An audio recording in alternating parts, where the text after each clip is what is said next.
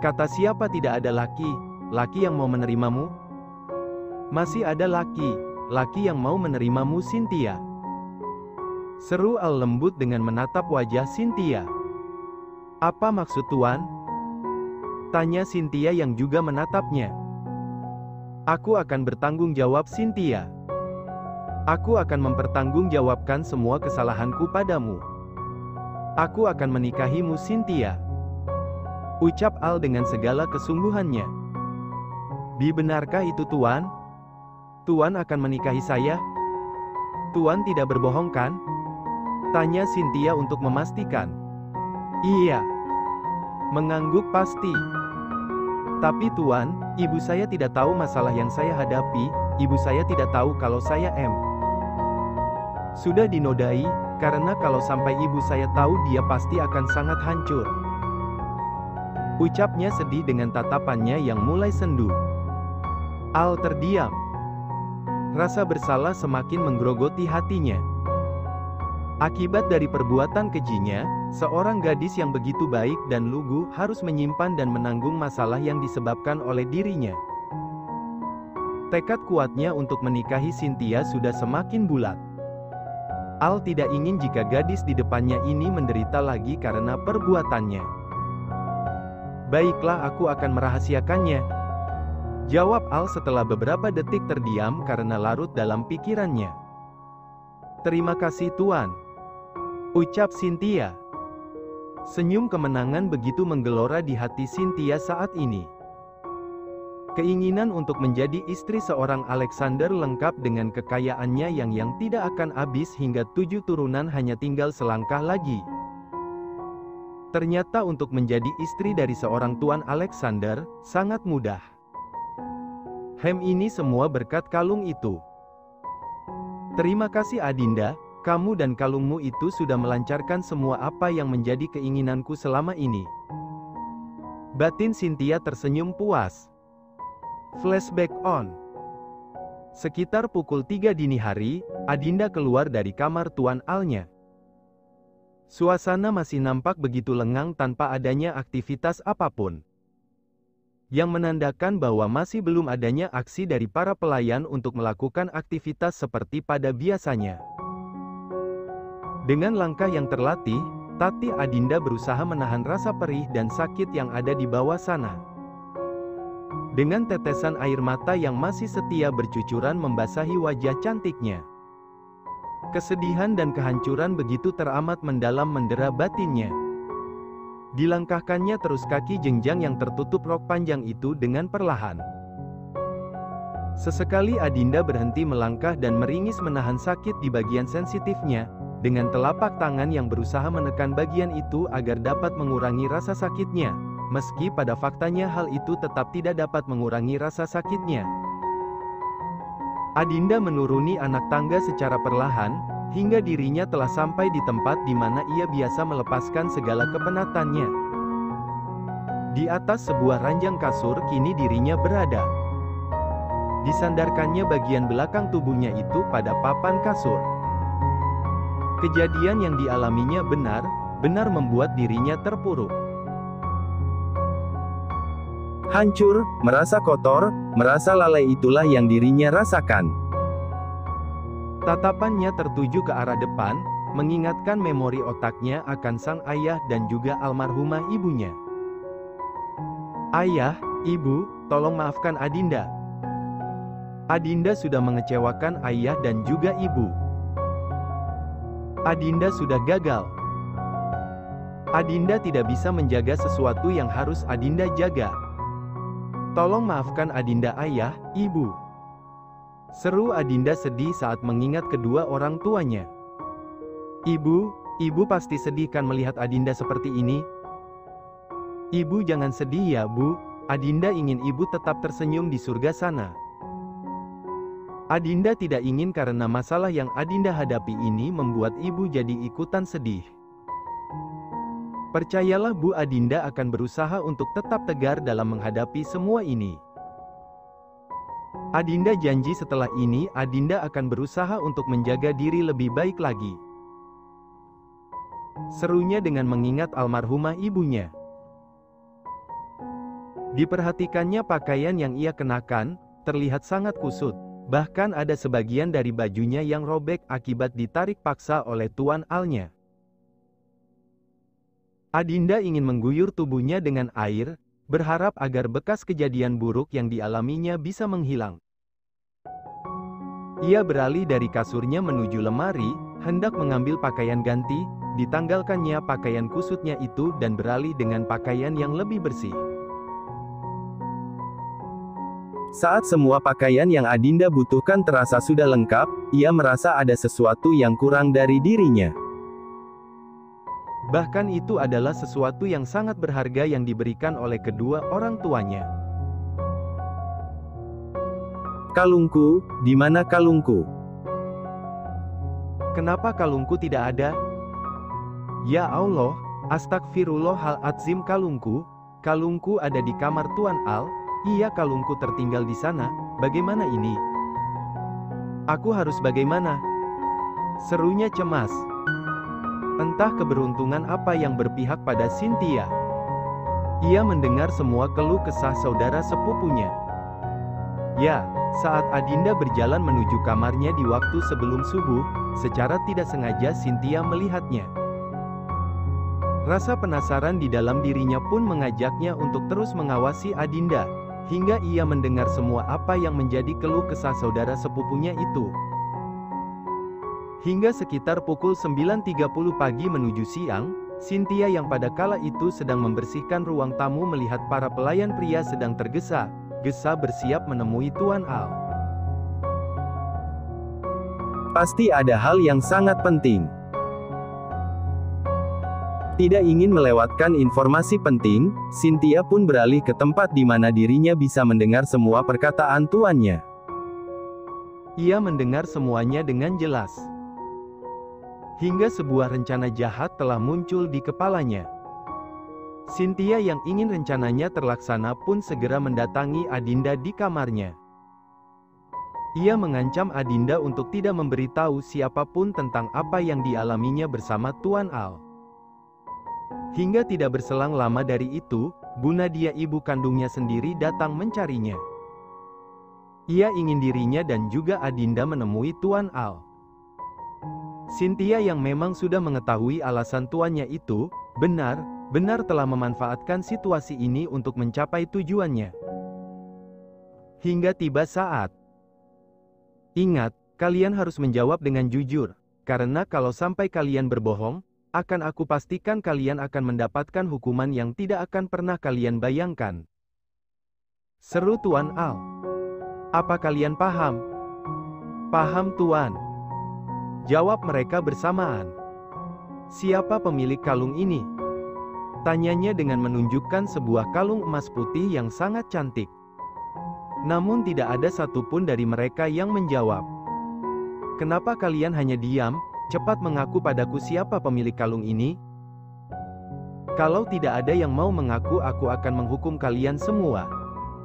Ancamnya. Namun lagi mereka masih diam tak menjawab. Masih belum ada yang mau mengaku? Tanyanya lagi. Hingga salah satu dari mereka ada yang menjawab. Saya Tuan. Sahutnya. Ya, dia yang tidak lain dan tidak bukan adalah Cynthia. Wanita yang sudah begitu tega memanfaatkan penderitaan saudara sepupunya sendiri demi mencapai apa yang diinginnya. Tangisan palsu, dan pengakuan palsu pun telah ia lakoninya demi mencapai tujuannya. Flashback off. Dan seperti inilah sekarang. Ia tersenyum puas karena sebentar lagi dirinya akan menjadi istri dari seorang Alexander, pewaris tunggal dari keluarga Georgino. Wanita yang berusia 18 tahun itu kini sedang duduk termenung di atas kasurnya. Setelah kejadian di ruang utama tadi, tidak ada niat pun bagi Adinda untuk keluar dari ruang kamarnya. Ketidakberadaannya itu tentu menjadi tanda tanya bagi pelayan wanita yang lain. Bu Nadia, putrimu tadi diajak bicara hanya berdua dengan Tuan Al, memangnya mereka mau membicarakan apa?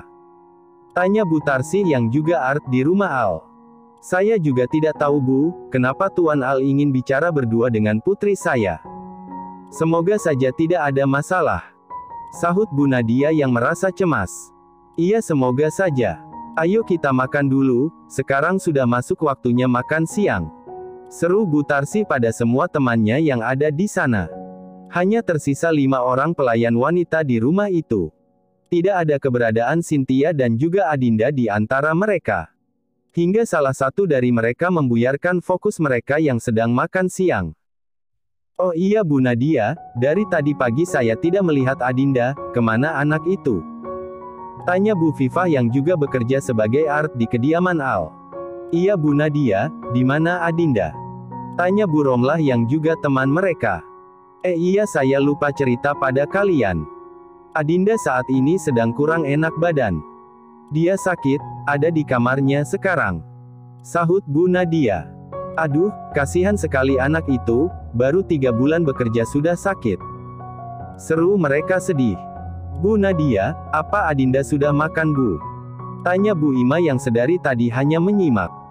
Belum Bu Ima, sebentar lagi kalau saya sudah selesai makan, saya akan membawakan dia makan siang. Sahutnya.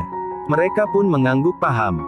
Setelah percakapan singkat itu, kelima wanita parubaya itu kembali fokus menikmati makan siangnya. Bu Nadia, biarkan saya yang mencuci piring bekas Ibu. Lebih baik Bu Nadia kasih makan siangnya dulu pada Adinda. Seru Bu Romlah. Tidak apa Bu, mencuci piring tidak lama kok, biar saya mencuci piring saya sendiri saja. Sahut Bu Nadia. Aduh Bu Nadia, lebih baik Ibu antarkan saja dulu makan siangnya untuk Adinda. Kasihan anak itu pasti sudah lapar. Sahut Bu Ima dan langsung menyaut piring bekas Bu Nadia. Terima kasih Ibu, sudah mau peduli pada keponakan saya. Ucapnya. Tentu saja Bu Nadia, kami peduli pada Adinda. Anak itu adalah anak yang baik, kami sudah menganggapnya seperti anak kami sendiri. Terharu itulah yang dirasakan oleh Bu Nadia. Makanan yang akan diberikan pada Adinda pun telah siap. Bu Nadia terus melangkah menuju kamar pribadi keponakannya itu. Dengan memegang sebuah nampan yang berisikan nasi lengkap dengan lauk dan pauknya. Ya, di kediaman Alexander, semua pelayan memang memiliki kamar masing-masing yang tidak terlalu besar, namun kamar tersebut sangatlah layak untuk dijadikan tempat istirahat bagi seorang pelayan. Hal itu sengaja Al lakukan sebagai majikan, karena Al tetap ingin para pelayannya tetap merasa nyaman saat bekerja padanya. Tok, tok, tok. Ceklek. Adinda, Bibi membawakan makan siang nak. Loh kemana anak itu? Suara gemericik air terdengar samar di balik sebuah pintu berwarna coklat yang ada di kamar Adinda. Rupanya anak itu di kamar mandi. Lanjut Bu Nadia, dengan meletakkan makanan yang dibawanya di atas meja yang tidak terlalu jauh dari kasur Adinda. Hingga sekitar 5 menit lamanya barulah muncul sosok Adinda dari kamar mandi itu. Diperhatikannya langkah keponakannya itu. Sepertinya ada yang aneh. Kenapa langkah Adinda sedikit diseret-seret dan terkesan mengambang? Apakah selain demam keponakannya itu juga sakit kaki? Adinda, panggil Bu Nadia. Terkejut. Bibi, iya Bi. Sahut Adinda terkejut. Ayo kamu makan siang dulu nak, pasti kamu sudah lapar kan? Tanyanya memastikan. Maaf Bi, Adinda tidak dengar Bibi masuk. Sahutnya. Tidak apa-apa, ayo kemari makan dulu makananmu. Perintahnya lembut. Adinda, ada apa dengan kakimu nak? Bibi lihat langkahmu sedikit diseret-seret, apa kamu sakit kaki nak? Tanya Bu Nadia saat Adinda sudah duduk di atas kasurnya. Dek. Tidak Bi, mungkin karena Adinda masih belum fit, jadinya seperti ini jalannya. Sahutnya dengan setenang mungkin. Ya sudah kalau begitu, abis makan kamu istirahat ya nak, biar tubuhmu cepat pulih. Seru Bu Nadia dengan mengelus bahu keponakannya itu. Iya Bi, sahutnya. Rumah mewah, lengkap dengan banyaknya hiasan indah di setiap dindingnya.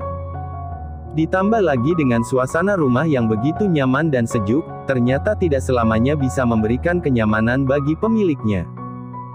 Bagaimana tidak, sebuah pengakuan dari satu-satunya penerus keluarga Georgino, telah berhasil memporak-porandakan hati sepasang suami istri yang sudah hampir 30 tahun hidup bersama. "Apa katamu Al, kamu menodai seorang gadis?" seru Enrico tak percaya pada putranya. "Bagaimana bisa Nak Hicks? Bagaimana bisa kamu melakukan perbuatan keji itu pada pelayanmu sendiri Hicks?" seru Devina pada putra semata wayangnya itu. Ya, Enrico Geral Georgino dan Devina Putri Georgino, adalah sepasang orang tua yang sangat menyayangi putra semata wayangnya Alexander Geral Georgino. Namun pengakuan putranya itu benar-benar telah memberi luka dan kekecewaan yang teramat mendalam. Devina sebagai Mama Al, merasa sangat kecewa pada dirinya sendiri karena telah gagal mendidik putranya. Pa, tolong maafkan Al. Itu semua terjadi di luar keinginan Al." sahut Al mencoba menjelaskan. "Di luar keinginan bagaimana maksudmu Al? Jangan kamu mengada-ngada membuat alasan yang tidak masuk akal. Papa tahu, bagaimana tabiat seorang laki-laki normal," bantah Enrico. "Pa, percayalah Pa, bukan keinginan Al untuk melakukan semua itu. Seseorang sudah mencampur obat perangsang di minuman Al Pa, dan itu dosisnya sangat tinggi. Al pulang dari acara itu, karena Al tidak ingin sesuatu yang di luar kendali terjadi di sana. Saat Al sampai di rumah sudah dalam keadaan gelap, dan kepala Al juga pusing saat itu. Dan seseorang datang waktu itu ingin menolong Al, tapi Al sudah menolaknya dengan sangat keras, karena Al tidak ingin lepas kendali Pa, tetapi dia tetap ingin menolong Al, hingga Al tidak bisa mengendalikan diri Al lagi, dan akhirnya terjadilah hal itu. Kini air mata Devina sang mama, semakin meluncur deras, ia merasa bersalah karena sudah salah menilai putranya. Seharusnya ia percaya, bahwa putranya tidak mungkin begitu dengan tega dan sengaja melakukan perbuatan sekeji itu pada seorang wanita. Begitupun dengan Enrico, setelah mendengar penjelasan dari putranya, tidak semua yang terjadi adalah murni kesalahannya. Bahkan di sini putranya adalah korban. Melihat kesedihan dan tangisan sang mama benar-benar telah menyayat hati Al. Ia benar-benar tidak sanggup jika membuat mama kandungnya itu bersedih apalagi sampai mengeluarkan air mata. Dirangkulnya tubuh sang mama untuk ia masukkan dalam dekapannya. Maafkan Al Ma, tolong mama jangan menangis seperti ini, Al tidak sanggup melihatnya," serunya. "Seharusnya mama yang minta maaf Nak, karena sudah menilaimu dengan buruk," sahutnya. Enrico yang tidak sanggup melihat kesedihan istrinya pun, ingin memastikan bagaimana tindakan putranya. "Setelah semua ini terjadi, apa yang ingin kamu lakukan Al?" tanya Enrico ingin memastikan. Al membuang nafasnya dengan kasar. "Al akan menikahinya," sahutnya. "Apa kamu sudah yakin Nak?" tanya Devina. "Al yakin, dan ini sudah menjadi keputusan Al," sahut Al yakin.